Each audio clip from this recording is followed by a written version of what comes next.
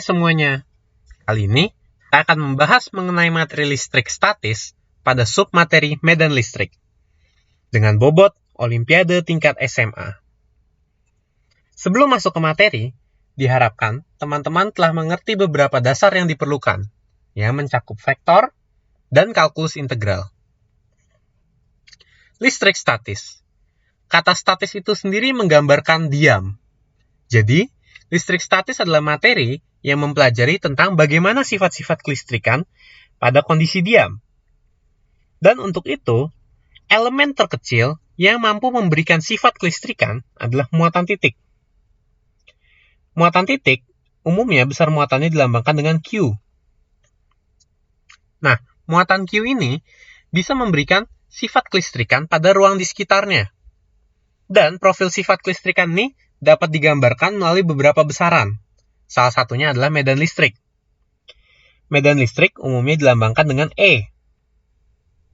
Dan untuk pendefinisiannya, misalnya terdapat suatu titik lain pada ruang yang berjarak R dari muatan Q tersebut.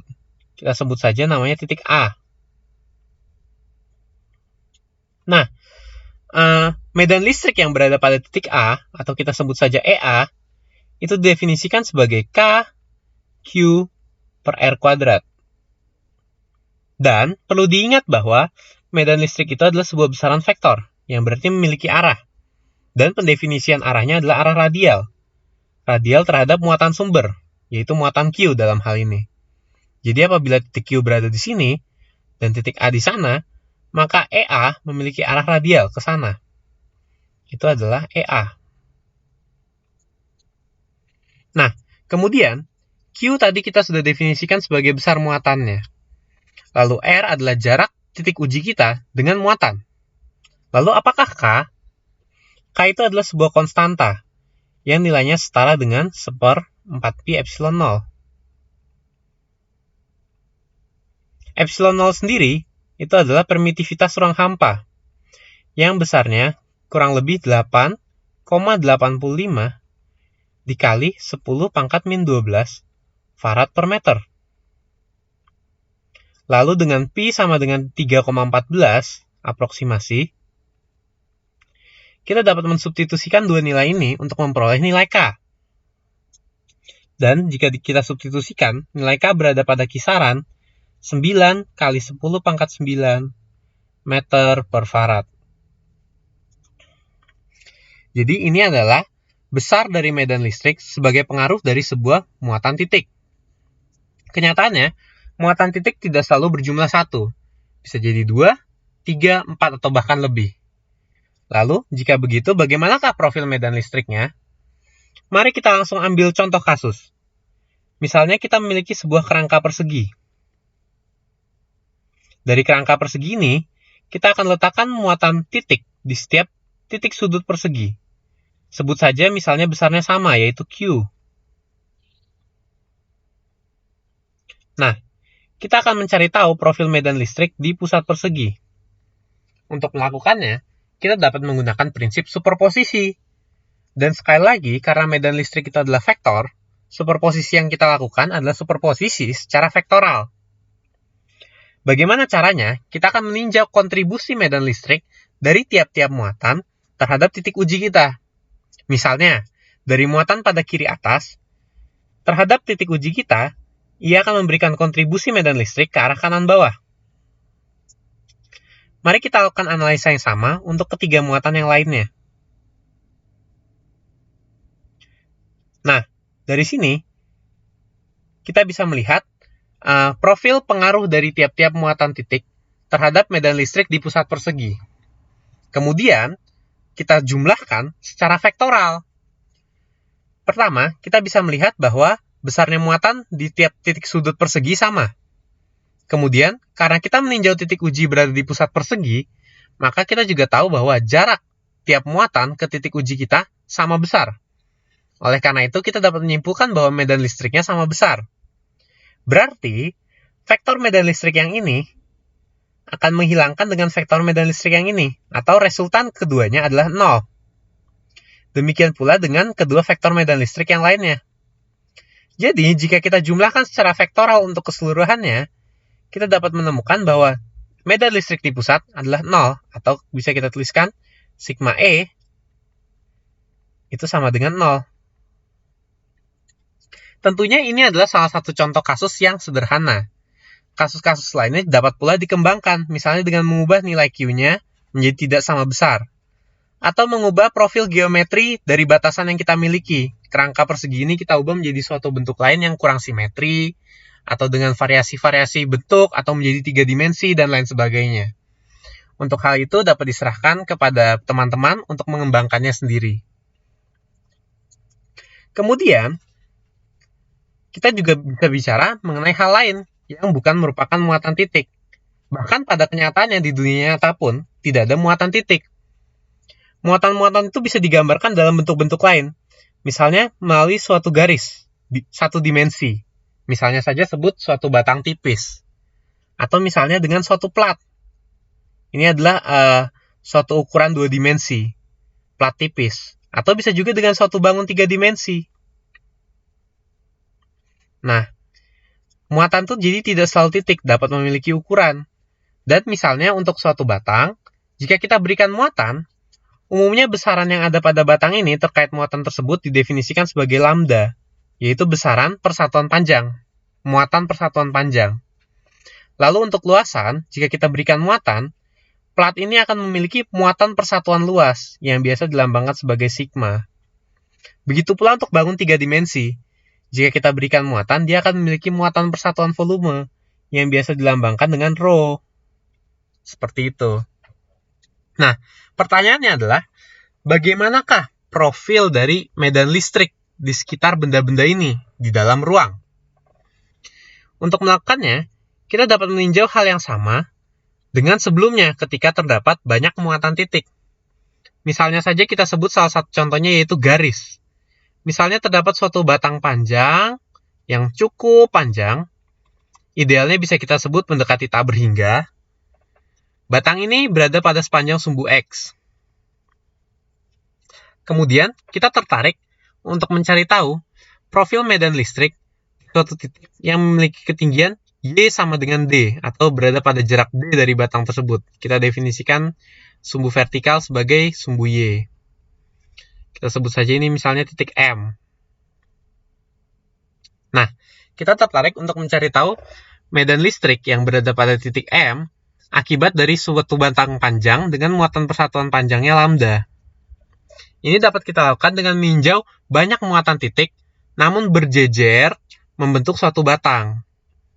Jadi di sini ada muatan-muatan kecil yang berjejer sepanjang batang, yang kemudian memberikan kontribusi untuk medan listrik di titik M. Nah, untuk menjumlahkannya, penjumlahan vektoral dari setiap muatan titik ini, tentunya kita tidak dapat menjumlahkannya secara diskrit seperti tadi, atau terpisah tiap-tiap muatan, karena akan menjadi terlalu banyak.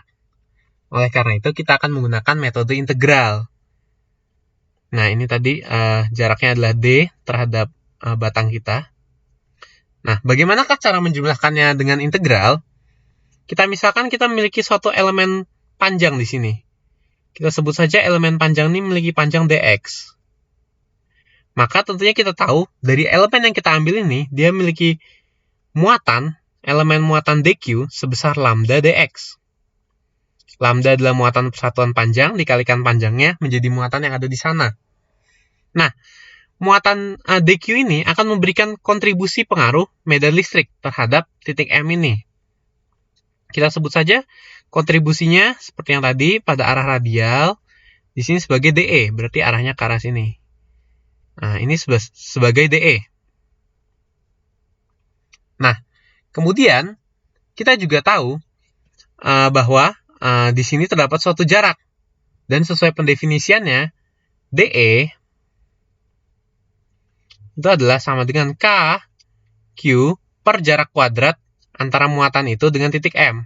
Kita sebut saja R kuadrat. Jadi di sini kita definisikan sebagai R.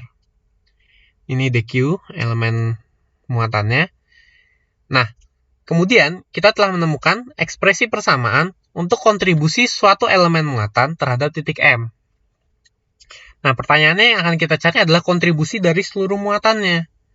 Perhatikan bahwa dari sifat kesimetrian sistem, kita bisa melihat bahwa resultan medan listrik yang ada di titik M itu pasti ke arah sumbu Y.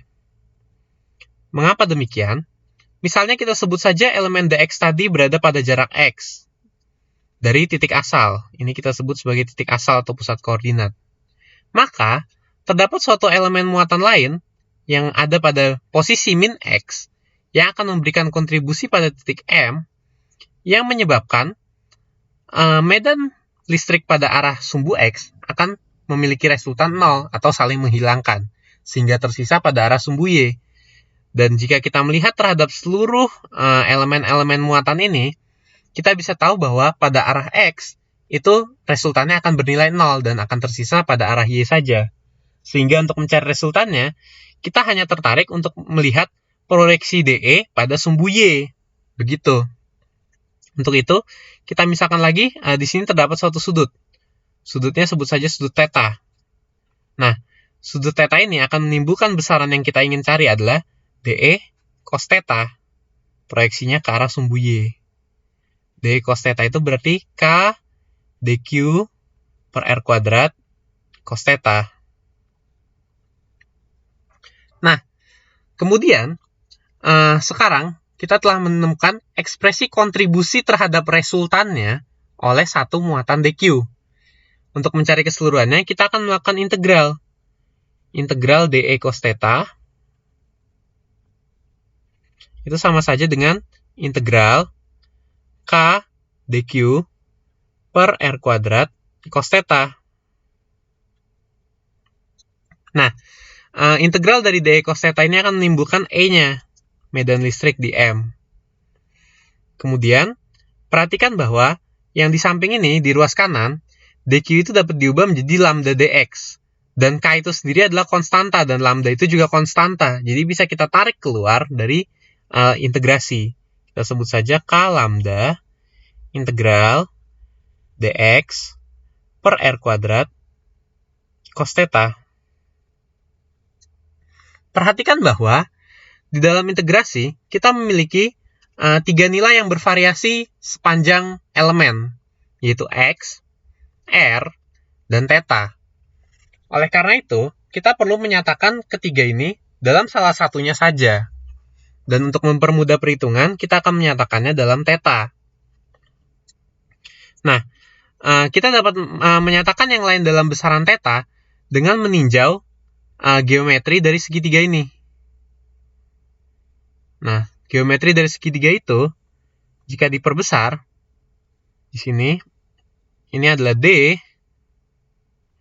kemudian di sini adalah X, dan di sini adalah R.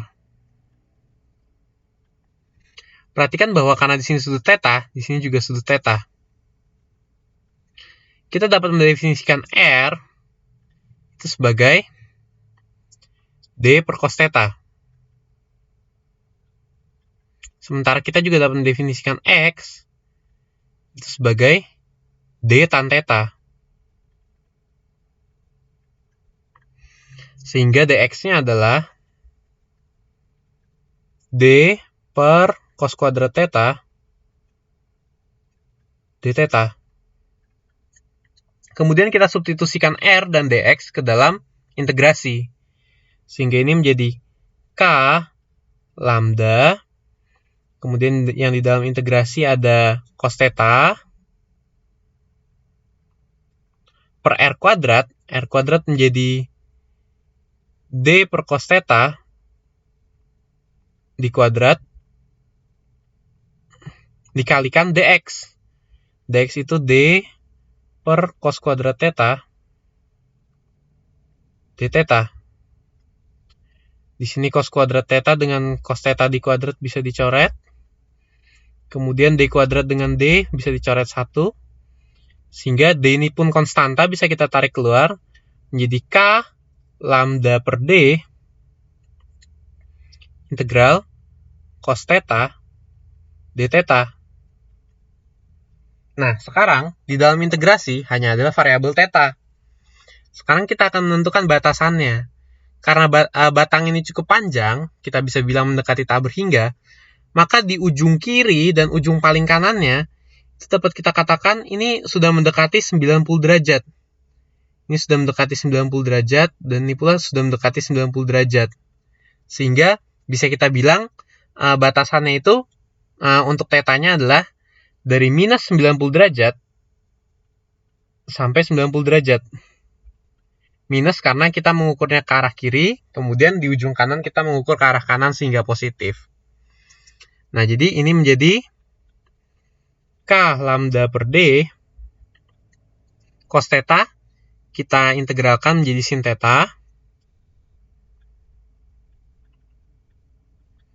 dengan batas 90 derajat dan minus 90 derajat.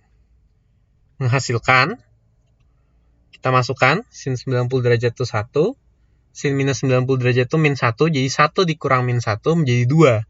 Sehingga E, medan listrik di titik M, itu adalah 2 K lambda per D. Inilah jawaban yang kita temukan. Nah, tentunya, jika kita menggunakan cara integral, kita akan melibatkan perhitungan-perhitungan yang rumit dan cukup panjang. Terdapat suatu cara lain yang sesungguhnya dapat menyederhanakan perhitungan apabila kita memiliki sistem yang memiliki tingkat kesimetrian yang cukup tinggi, cukup baik. Misalnya, ya seperti pada batang tak berhingga ini, atau plat yang sangat luas, plat tak berhingga, maka kita dapat melakukan suatu pendekatan cara lain yang memberikan proses perhitungan yang lebih mudah, yang dinamakan hukum Gauss. Bagaimanakah hukum Gauss itu bekerja? Mari kita tonton di video berikutnya.